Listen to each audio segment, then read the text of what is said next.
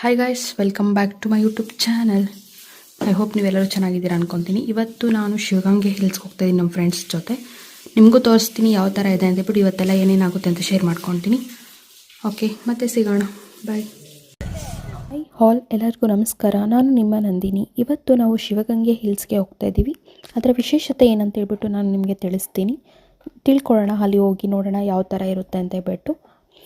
ನಾವು ಹೋಗ್ತಿರೋದು ಕಾರಲ್ಲಿ. Morning 5ಗೆ start ಆಗಿದ್ದೀವಿ. ಕಂಪ್ಲೀಟ್ ಟ್ರಕ್ಕಿಂಗ್ ಅವರ್ಸ್ ಎಷ್ಟಾಗುತ್ತೆ ಅಂತ ಹೇಳ್ಬಿಟ್ಟು ನಾನು ನಿಮಗೆ ಇವತ್ತು ತಿಳಿಸ್ತೀನಿ. ಇದು ಬಂದುಬಿಟ್ಟು ಬೆಂಗಳೂರಿಂದ ಸುಮಾರು 56 ಕಿಲೋಮೀಟರ್ ದೂರದಲ್ಲಿದೆ ಅಂತೆ.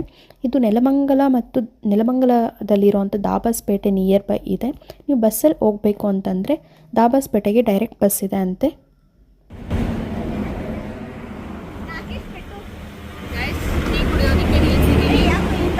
ನಾನು ಆರ್ಲಿಕ್ಸ್ ತಗೊಂಡಿದ್ದೀನಿ, ನಮ್ಮ ಫ್ರೆಂಡ್ಸ್ ಎಲ್ಲ ಟೀ ತಗೊಂಡಿದ್ದಾರೆ. ಟೀ ಕುಡಿದ್ಬಿಟ್ಟು ಮತ್ತೆ ಬೀಚ್ ಆಗ್ತೀವಿ. ನೀವೇನಾದರೂ ಟ್ರೆಕ್ಕಿಂಗ್ ಮಾಡಬೇಕು ಅಂತ ಅಂದ್ಕೊಂಡ್ರೆ ಆದಷ್ಟು ಮಾರ್ನಿಂಗ್ ಬಿಟ್ಟರೆ ನಿಮಗೆ ಒಳ್ಳೆಯದು. ಯಾಕಂದರೆ ತುಂಬ ಬಿಸಿಲು ಬಂದುಬಿಡುತ್ತೆ. ಆ್ಯಂಡ್ ಆಲ್ಸೋ ನೀವು ಯಾರಾದರೂ ಹೋಗಬೇಕು ಅಂತಂದರೆ ಸಂಕ್ರಾಂತಿ ಟೈಮಲ್ಲಿ ಹೋಗಿ ಅಂತ ನಾನು ಹೇಳೋಕ್ಕೆ ಇಷ್ಟಪಡ್ತೀನಿ. ಯಾಕಂದರೆ ನಿಮಗೆ ಮುಂದೆ ನಾನು ಆ ಒಂದು ರೀಸನ್ನ ನಿಮಗೆ ಹೇಳ್ತೀನಿ, ಯಾಕೆ ಸಂಕ್ರಾಂತಿ ಟೈಮಲ್ಲಿ ಹೋಗಬೇಕು ಅಂತ ಹೇಳ್ಬಿಟ್ಟು.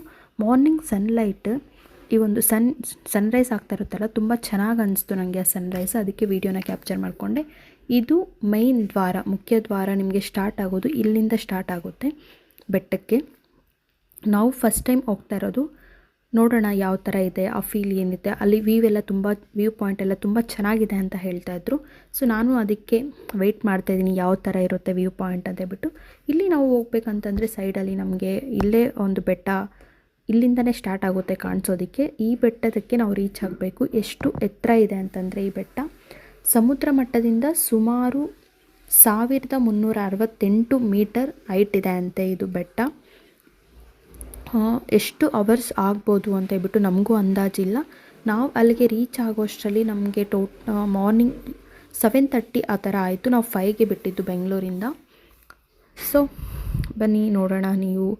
ನೀವೇನಾದರೂ ಬಸ್ಸಲ್ಲಿ ಹೋಗ್ತಾ ಇದ್ದೀರಾ ಅಂತಂದರೆ ಆದಷ್ಟು ನೀವು 5 o'clock ಬಿಡೋದೇ ಒಳ್ಳೆಯದು. ಬಸ್ ಇಲ್ಲಿಗೆ ಸ್ಟಾಪ್ ಮಾಡುತ್ತೆ, ಮುಂದೆ ತನಕ ಬರಲ್ಲ. ಇಲ್ಲಿಗೆ ಸ್ಟಾಪ್ ಆದಮೇಲೆ ನೀವು ಮತ್ತೆ ನಡ್ಕೊಂಡು ಹೋಗಬೇಕಾಗುತ್ತೆ. ಸಪೋಸ್ ಏನಾದರೂ ನೀವು ಆಟೋ ಅಲ್ಲಿ ಬರ್ತೀರಾ ಅಂತಂದರೆ ಇಲ್ಲಿ ತನಕ ಸ್ಟಾಪ್ ಮಾಡುತ್ತೆ ಅಂತೆ ಆಟೋ.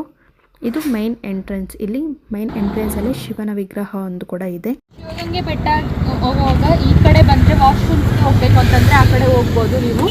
ಇಲ್ಲಿ ಕಲ್ಯಾಣಿ ಇದೆ. ಇಲ್ಲಿ ಅಲೋ ಎಲ್ಲ ಮಾಡಲ್ಲ ಅಂತ ಅನ್ಕೊತೀನಿ. ಜಸ್ಟ್ ಅಲೋ ಇದೆ. ನೀವು ಪ್ಲಾಸ್ಟಿಕ್ಸ್ ಏನು ಯೂಸ್ ಮಾಡಬಾರ್ದು ಅಂತ ಅನ್ಕೊತೀನಿ.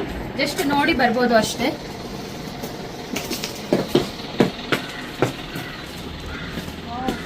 ಎಲ್ಲ ಫಿಶಸ್ ದೊಡ್ಡದಿದೆ.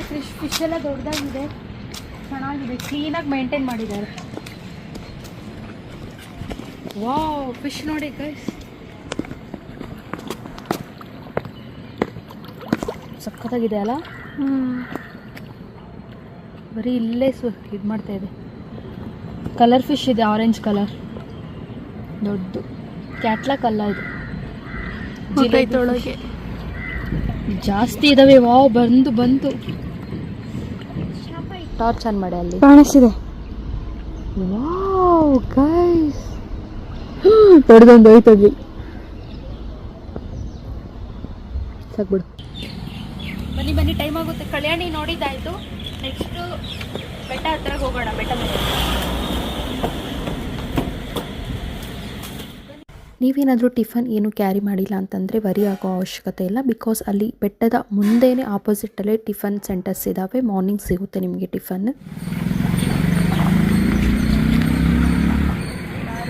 ಹಾಯ್ ಗೈಸ್, ಫೈನಲಿ ರೀಚ್ ಆಗಿದ್ದೀವಿ ಶಿವಗಂಗೆ ಹಿಲ್ಸ್.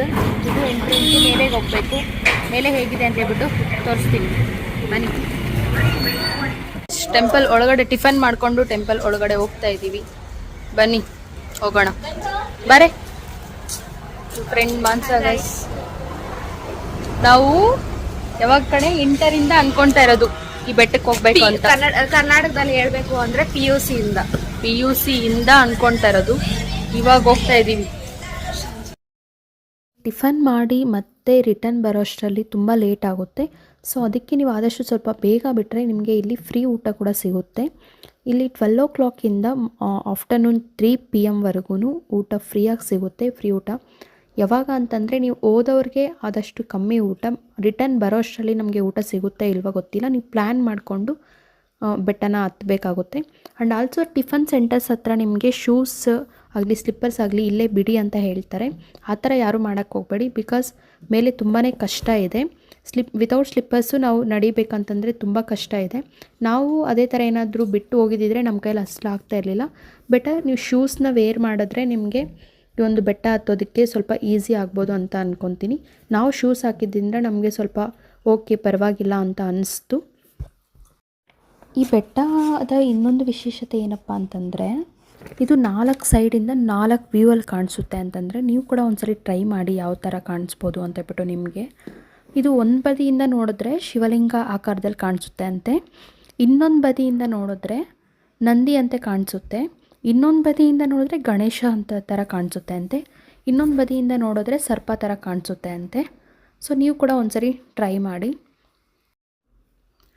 ಆ್ಯಂಡ್ ಆಲ್ಸೋ ಇಲ್ಲಿ ಪಾತಾಳ ಗಂಗೆ ಕೂಡ ಇದೆ. ಇಲ್ಲಿನ ವಿಶೇಷತೆ ಏನಪ್ಪ ಅಂತಂದರೆ ಕಾಶಿಯ ಒಂದು ನೀರಷ್ಟೇ ಪವಿತ್ರ ಅಂತೆ ಇಲ್ಲಿರೋವಂಥ ನೀರು ಕೂಡ. ನಾವು ಹೋದಾಗ ಇಲ್ಲಿ ಕ್ಲೋಸ್ ಇತ್ತು, ಓಪನ್ ಇರಲಿಲ್ಲ. ಸೊ ಅದಕ್ಕೆ ನಾವು ರಿಟರ್ನ್ ಬಂದ್ವಿ.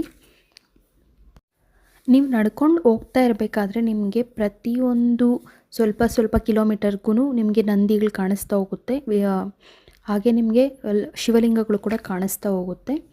ಇಲ್ಲಿ ನಾಗರ ಕಲ್ಲುಗಳು ಕೂಡ ಇದ್ದಾವೆ. ಇಲ್ಲಿ ಮತ್ತೆ ಇನ್ನೊಂದು ವಿಶೇಷತೆ ಏನಿದೆ ಅಂತಂದರೆ ಗಂಗಾಧರೇಶ್ವರ ಲಿಂಗ ದೇವಸ್ಥಾನ ಇದೆ ಅಂತೆ. ಇಲ್ಲಿ ಶಿವಲಿಂಗಕ್ಕೆ ತುಪ್ಪದಿಂದ ಅಭಿಷೇಕ ಮಾಡಿದ್ರೆ ಅದು ಬೆಣ್ಣೆಯಾಗಿ ಕನ್ವರ್ಟ್ ಆಗುತ್ತೆ ಅಂತೆ.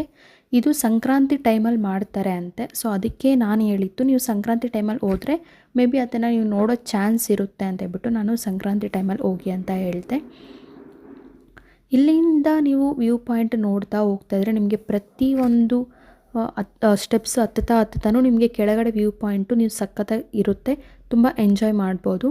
ಇಲ್ಲಿ ನೀವು ಮೇಲೆ ನೋಡ್ತಾ ಇದ್ದೀರಾ ಅಲ್ವಾ, ಅಲ್ಲಿ ನಂದಿನ ಇದೆ. ಇಲ್ಲಿ ಸುಮಾರು ನೀವು ನಂದಿಗಳು, ಈ ಥರ ಒಂದು ನಂದಿಗಳ 10 ನಂದಿಗಳನ್ನ ನೀವು ನೋಡ್ಬೋದು. ಆ್ಯಂಡ್ ಆಲ್ಸೋ ಮೇಲೆ ನೀವು ಹೋಗ್ತಾ ಇರಬೇಕಾದ್ರೆ ಒಂದು ಕಲ್ಲು ಹತ್ರ ಗಂಟೆನ ಕಟ್ಟಿರ್ತಾರೆ. ಅದು ಯಾವ ಥರ ಕಟ್ಟಿದ್ರು ಅಂತಲೂ ಗೊತ್ತಿಲ್ಲ, ತುಂಬ ಕಷ್ಟ ಇದೆ. ಯಾಕಂದರೆ ಅಲ್ಲಿಗೆ ಹತ್ತೋದಕ್ಕೆ ಚಾನ್ಸೇ ಇಲ್ಲ, ಬಟ್ ಯಾರು ಕಟ್ಟಿದ್ರು ಗಂಟೆ ಅದು ಗೊತ್ತಿಲ್ಲ. ತುಂಬ ಒಂದು ವಿಶೇಷತೆ ಅದು ಕೂಡ. ಇಲ್ಲಿ ಬೆಟ್ಟ ಹತ್ತೋದಕ್ಕೆ ತುಂಬಾ ಅನುಕೂಲ ಮಾಡಿಕೊಟ್ಟಿದ್ದಾರೆ. ಯಾಕಂದರೆ ನೀವು ಬೆಟ್ಟ ಹತ್ತುತ್ತಾ ಹೋಗ್ತಾ ಇದ್ದರೆ ದಾರಿ ನಿಮಗೆ ಚೆನ್ನಾಗಿ ಸಿಗ್ತಾ ಇರುತ್ತೆ. ಆ್ಯಂಡ್ ಆಲ್ಸೋ ಒಂದೊಂದು ಕಡೆ ಸ್ಟೆಪ್ಸು ಕೂಡ ಇದೆ. ಇನ್ನೊಂದು ಏನಂತಂದರೆ ನೀವು ಬೆಟ್ಟ ಹತ್ತುತ್ತಾ ಇರಬೇಕಾದ್ರೆ ಸ್ಟೆಪ್ಸ್ ಹತ್ರ 2 ವೇಸ್ ಇರುತ್ತೆ. ಅಲ್ಲಿ ಕನ್ಫ್ಯೂಸ್ ಮಾಡ್ಕೋಬೇಡಿ, ಯಾರನ್ನಾದ್ರೂ ಕೇಳಿಬಿಟ್ಟು ನೀವು ಹೋಗಿ. ಯಾಕಂದರೆ ಒಂದು ವೇಯಲ್ಲಿ ಕ್ಲೋಸ್ ಆಗಿದೆ. ಇನ್ನೊಂದು ನಾವು ಇಲ್ಲಿ ಬಂದು ಕನ್ಫ್ಯೂಸ್ ಮಾಡ್ಕೊಂಡು ಇಲ್ಲಿ 3 ವೇಸ್ ಇರುತ್ತೆ. ನಾವು ಒಂದು ವೇಯಲ್ಲಿ ಹೋದರೆ ನಮಗೆ ಹೋಗೋವಾಗ ಯಾವುದೇ ಒಂದು ಶಾಪ್ಸ್ ಆಗಲಿ, ತಿನ್ನೋದಕ್ಕೆ ವಾಟರ್, ಈ ಫೆಸಿಲಿಟೀಸ್ ಏನೂ ಎಲ್ಲೂ ಕಾಣಿಸ್ಲಿಲ್ಲ. ತುಂಬಾ ಕಷ್ಟ ಅನ್ನಿಸ್ತು. ಫುಲ್ ಸಾಕಾಗಿದೆ ನೋಡಿ, ಎಷ್ಟು ಹತ್ಕೊಂಡ್ಬಂದಿದ್ದೀವಿ. ಯಪ್ಪ ದೇವ್ರೆ, ಅಲ್ಲಿ ಕೆಳಗಡೆಯಿಂದ ಮೇಲೆಗೆ ಬಂದಿದ್ದೀವಿ, ಇನ್ನೂ ಫುಲ್ ಹೋಗ್ಬೇಕು ವಾಯ್ಸ್. ಬಿಸಿಲು ಬರ್ತಿದೆ. ಓಕೆ, ಸಿಗೋಣ ಮತ್ತೆ. ಈ ನಂದಿ ಹತ್ರಕ್ಕೆ ಬಂದಿದ್ದೀರಾ ಅಂತಂದರೆ ನೀವು ಆಫ್ ಬೆಟ್ಟನ ಹತ್ತಿದ್ದೀರಾ ಅಂತ ಅರ್ಥ. ಇದು ಒಂದು ಮೇನ್ ನಂದಿ. ಇಲ್ಲಿ ನೀವು ಮೇಲೆ ಪಾರ್ವತಿ ಪರಮೇಶ್ವರ ವಿಗ್ರಹಗಳಿದೆ. ಅಲ್ಲಿಗೆ ಹೋದ್ಮೇಲೆ ಮತ್ತು ಮೈನ್ ಒಂದು ಬೆಟ್ಟ ಸ್ಟಾರ್ಟ್ ಆಗುತ್ತೆ. ತುಂಬ ಕಷ್ಟನೇ ಇದೆ ಅದು. ಇಲ್ಲಿ ಹತ್ತೋದಕ್ಕೆ ನಿಮಗೆ ಈಸಿಯಾಗಿ ಈ ಥರ ಒಂದು ಸ್ಟೆಪ್ಸ್ ಕೊಟ್ಟಿದ್ದಾರೆ, ಆರಾಮಾಗಿ ಹತ್ಬೋದು, ಪರವಾಗಿಲ್ಲ. ನೀವು ಯಾರನ್ನಾದ್ರೂ ಕೇಳಿಕೊಂಡು, ಅಲ್ಲಿ 3 ವೇಸ್ ಅಂತ ಹೇಳಿದ್ನಲ್ಲ, ಅಲ್ಲಿ ಕೇಳಿಕೊಂಡು ನೀವು ಯಾವ ವೇಗೆ ಹೋಗಬೇಕು ಅಂತ ಹೇಳ್ಬಿಟ್ಟು ತಿಳ್ಕೊಂಡು ಬನ್ನಿ. ಯಾಕಂತಂದರೆ ನಿಮಗೆ ಬರೀ ಒಂದು ವೇ ಅಲ್ಲಿ ಶಾಪ್ಸ್ ಎಲ್ಲ ಸಿಗುತ್ತೆ. ಊಟ ಅಲ್ಲ, ಜಸ್ಟ್ ಏನಾದರೂ ಸ್ನ್ಯಾಕ್ಸ್, ವಾಟರ್ ಬಾಟಲ್ಸ್, ಜ್ಯೂಸ್, ಈ ಥರ ಒಂದು ಫೆಸಿಲಿಟೀಸ್ ಇದೆ.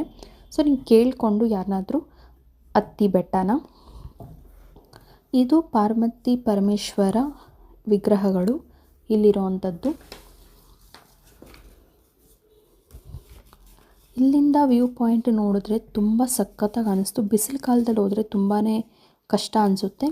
ನೀವೇನಾದರೂ ಚಳಿಗಾಲದಲ್ಲಿ ಈ ಥರ ಎಲ್ಲ ಹೋದರೆ ನಿಮಗೆ ವೆದರ್ ತುಂಬ ಚೆನ್ನಾಗಿರುತ್ತೆ. ಆ್ಯಂಡ್ ಆಲ್ಸೋ ಗ್ರೀನರಿನ ನೀವು ನೋಡ್ಬೋದು. ಇಲ್ಲಿ ಯಾವ ಒಂದು ಕತ್ತೆಗಳಿತ್ತು ಅದನ್ನು ಕೂಡ ನಾನು ಕ್ಯಾಪ್ಚರ್ ಮಾಡಿಕೊಂಡೆ.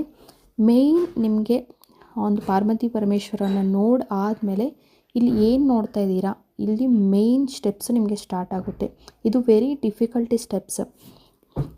ಇನ್ನೊಂದು ಎಚ್ಚರಿಕೆಯಾಗಿ ನಿಮ್ಗೆ ಹೇಳಬೇಕು ಅಂತಂದರೆ, ಇಲ್ಲಿ ಹತ್ತೋವಾಗ ಯಾವುದೇ ಒಂದು ಬ್ಯಾಗ್ಸ್ ಆಗಲಿ ನೀವು ಕ್ಯಾರಿ ಮಾಡಿದ್ರೆ, ನೀವೇನಾದರೂ ಬ್ಯಾಗ್ಸ್ ಆಗಲಿ ವಾಟರ್ ಬಾಟಲ್ ಆಗಲಿ ಕ್ಯಾರಿ ಮಾಡ್ತಿದ್ದೀರಾ ಅಂದರೆ ತುಂಬ ಹುಷಾರಾಗಿ ನೀವು ಹೋಗಬೇಕು.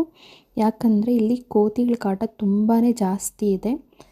ಯಾವ ಥರ ಅಂದರೆ ಫುಲ್ಲು ಗುಂಪು ಗುಂಪು ಕೋತಿಗಳು ಒಂದೇ ಸಲ ಮನುಷ್ಯನ ಮೇಲೆ ಬಂದು ಬೀಳುತ್ತೆ, ಆ ಥರ ಒಂದು ಹಿಂಸೆ ಇರುತ್ತೆ ಕೋತಿಗಳ ಕಾಟ. ಅದಕ್ಕೆ ಹೇಳ್ತಾ ಇರೋದು, ನೀವೇನಾದರೂ ಬ್ಯಾಗ್ಸ್ ಏನಾದರೂ ಕ್ಯಾರಿ ಮಾಡಿದ್ರೆ ನೀವು ಆದಷ್ಟು ಮುಂದೆ ಹಾಕ್ಕೊಳ್ಳಿ. ಇಲ್ಲ ಸಪೋಸ್ ಅಲ್ಲೇನಾದರೂ ನಿಮಗೆ ಟ್ರಸ್ಟ್ ಅನ್ನಿಸ್ತು, ಎಲ್ಲಾದರೂ ಒಂದು ಗಿಡದ ಕೆಳಗಡೆ ಇಡ್ಬೋದು, ಆ ಥರ ಒಂದು ಪ್ರಾಡಕ್ಟ್ಸ್ ಏನೂ ಇಲ್ಲ ಅಂತಂದರೆ ನೀವು ಕೆಳಗಡೆನೇ ಇಟ್ಬಿಟ್ಟು ಹೋಗ್ಬೋದು. ಈ ಥರ ಈ ಮೆಟ್ಲನ್ನ ನೀವು ಹತ್ತಿದ್ದೀರಾ ಅಂತಂದರೆ ಗ್ರೇಟ್ ಅಂತಲೇ ಹೇಳ್ಬೋದು. ಯಾಕಂದರೆ ಅಷ್ಟು ಭಯಂಕರವಾಗಿದೆ. ಇದು ಮೇನ್ ನಂದಿ, ಈ ನಂದಿ ವಿಗ್ರಹ ಸಿಂಗಲ್ ಕಲ್ಲಿನ ಮೇಲೆ ಕೆತ್ತನೆ ಮಾಡಿರೋ ಅಂಥದ್ದು. ಇಲ್ಲಿ ಆ ನಂದಿಗೆ ಗಂಟೆ ಕೂಡ ಕಟ್ಟಿದ್ದಾರೆ. ಇದು ಹತ್ತಬೇಕಂದ್ರೆ ತುಂಬ ಹುಷಾರಾಗಿ ಹತ್ತಬೇಕು. ಯಾಕಂದರೆ ಕಾಲು ಇಡೋದಕ್ಕೂ ಒಂದು ಹೆಜ್ಜೆ ಇಡೋದಕ್ಕೂ ತುಂಬ ಹೆವಿ ಕಷ್ಟ ಇದೆ. ಯಾಕಂದರೆ ಸ್ಪೇಸ್ ಇಲ್ಲ. ಸೊ ಅದಕ್ಕೆ ಹುಷಾರಾಗಿ ನೋಡಿಕೊಂಡು ಹತ್ತಿ ಇಲ್ಲಿ ಹೋಗಿ ನಾವು ಮುಕ್ಕೊಂಡ್ರೆ ನಾವೇನಾದರೂ ಅಂದ್ಕೊಂಡಿರೋದು ಆಗುತ್ತೆ ಅಂತ ಹೇಳಿದ್ದಾರೆ. ಇದು ಏಕಶಿಲೆಯಲ್ಲಿ ಕೆತ್ತಲಾಗಿರುವಂಥ ನಂದಿ ಅಂತ ಕೂಡ ಹೇಳ್ತಾರೆ. ತುತ್ತ ತುದಿಯಲ್ಲಿ ಕೆತ್ತನೆ ಮಾಡಿರೋ ಅಂಥದ್ದು. ನಾನು ಕೂಡ ಹೋಗಿ ನೋಡಿಕೊಂಡು ಬಂದೆ. ನನಗಂತೂ ಒಳ್ಳೆ ಎಕ್ಸ್ಪೀರಿಯೆನ್ಸ್ ಅಂತಲೇ ಅನ್ನಿಸ್ತು. ಈ ಒಂದು ಟೆಂಪಲ್ ಮೇನ್ ಟೆಂಪಲ್ ಗಂಗಾಧರೇಶ್ವರ ದೇವಸ್ಥಾನ ಅಂತ ಹೇಳ್ದೆ ಅಲ್ವಾ, ಇಲ್ಲೇ ಒಂದು ಶಿವಲಿಂಗಕ್ಕೆ ತುಪ್ಪದ ಅಭಿಷೇಕ ಮಾಡ್ತಾರೆ. ಮೇಲೆ ನಿಮಗೆ ಬೆಟ್ಟದ ಮೇಲೆ ಈ ಒಂದು ಫೆಸಿಲಿಟಿ ಇದೆ. ಏನಾದರೂ ಜ್ಯೂಸ್ ಬೇಕಂದರೆ ನಿಮ್ಗೆ ಜ್ಯೂಸ್ ಸಿಗುತ್ತೆ. ಫ್ರೂಟ್ಸ್ ಅಂದರೆ ಕಲ್ಲಂಗಡಿ, ಈ ಥರ ಸೌತೆಕಾಯಿ, ಈ ಥರ ಒಂದು ಕೂಡ ಸಿಗುತ್ತೆ. ಆ್ಯಂಡ್ ಆಲ್ಸೋ ಈ ಒಂದು ಟೆಂಪಲ್ ಬಂದುಬಿಟ್ಟು ಕ್ಲೋಸ್ ಇತ್ತು. ನಾವು ಹೋದಾಗ ನಮಗೆ ಓಪನ್ ಇರಲಿಲ್ಲ. ಮೇನ್ ಇದು ವೀರಭದ್ರೇಶ್ವರ ಸ್ವಾಮಿ ಟೆಂಪಲ್ ಅಂತ ಹೇಳ್ತಾರೆ. ಓನ್ಲಿ ಒಂದು ಶಿವಲಿಂಗ ಟೆಂಪಲ್ ಮಾತ್ರ ಓಪನ್ ಇತ್ತು. ಇಲ್ಲಿಂದ ನೀವು ಲೆಫ್ಟ್ ಸೈಡ್ಗೆ ಹೋದರೆ ನಿಮಗೆ ಒಂದು ವ್ಯೂ ಪಾಯಿಂಟ್ ಕೂಡ ಇರುತ್ತೆ. ಆ್ಯಂಡ್ ಆಲ್ಸೋ ಇಲ್ಲಿ ಕೋತಿಗಳ ರಾಶಿ ಜಾಸ್ತಿ ಇದೆ ಅಂತ ಹೇಳಿದ್ನಲ್ಲ, ನೋಡಿ ಯಾವ ಥರ ಇದೆ. ಅಲ್ಲಿ ಇರೋ ಶಾಪ್ ಒಳಗಡೆ ಕೋತಿ ಹೋಗೋದಿಲ್ಲ, ಅಲ್ಲಿ ಏನು ಮಾಡೋದಿಲ್ಲ.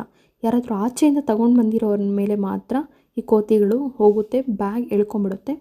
ನಾವು ಹೋದಾಗ ಒಂದು ಹುಡುಗಿ ಬ್ಯಾಗ್ ಪಾಪ ಪೂರ್ತಿ ಎಳ್ಕೊಂಬಿಡ್ತು. ಆ ಒಂದು ನಂದಿ ವಿಗ್ರಹನ ಬೃಹತ್ ನಂದಿ ವಿಗ್ರಹ ಅಂತ ಕೂಡ ಕರೀತಾರೆ ಅಂತೆ.